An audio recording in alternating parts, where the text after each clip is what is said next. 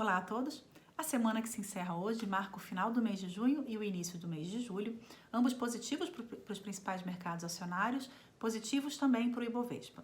O cenário ainda contempla um aumento do número de novos casos da Covid-19, principalmente nos Estados Unidos, mas contempla também a divulgação de indicadores econômicos melhores do que o esperado em Estados Unidos, Europa e China, e isso começou a acontecer também no Brasil.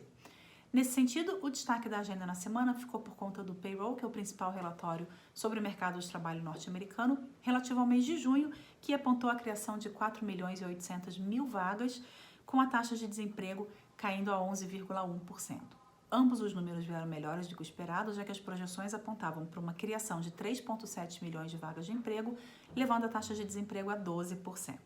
Além disso, tanto na Europa quanto na China foram anunciados os PMIs, que são aqueles indicadores de atividade que medem como está a atividade industrial e de serviços, e em todos os casos em que foram divulgados, os indicadores ficaram melhores do que o esperado, sendo que na China esses números já estão há 2 meses acima dos 50 pontos, que é justamente o patamar que separa a expansão de retração da atividade.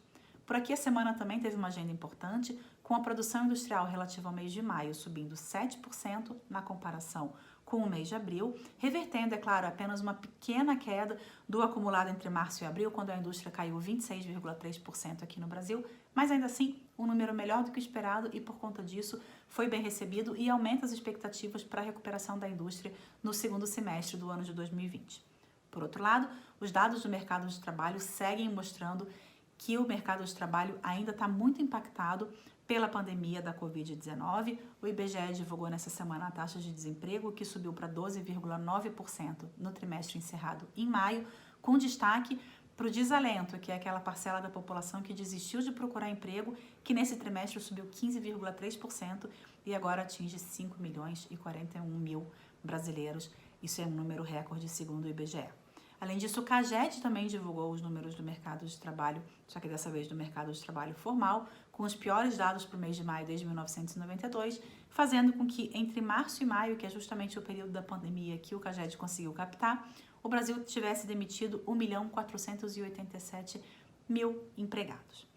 Do lado político, a semana foi marcada pelo adiamento das eleições municipais, que seriam em outubro, para o mês de novembro, e também pelo anúncio da prorrogação do programa de auxílio emergencial que o governo vem concedendo aos mais vulneráveis. Agora há pouco, o Ibovespa subia 0,10% aos 96.320 pontos, em uma sessão que nessa sexta-feira tem tido a liquidez reduzida, já que nos Estados Unidos os mercados hoje não funcionam por conta do feriado da independência. No mês de julho, a Bolsa Brasileira tinha uma alta acumulada de 1,34% e na semana de 2,66%. No ano, a queda agora é de 16,7% e vale lembrar que em junho, mês que encerrou nessa terça-feira, a Bolsa Brasileira teve uma alta acumulada de 8,76%. O dólar agora há pouco era cotado a R$ 5,33. O real foi a moeda que mais perdeu valor em relação ao dólar no primeiro semestre, se a gente considerar uma cesta de 34 moedas.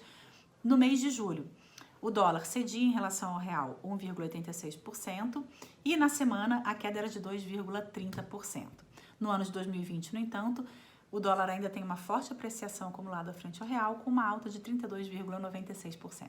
Até a próxima semana.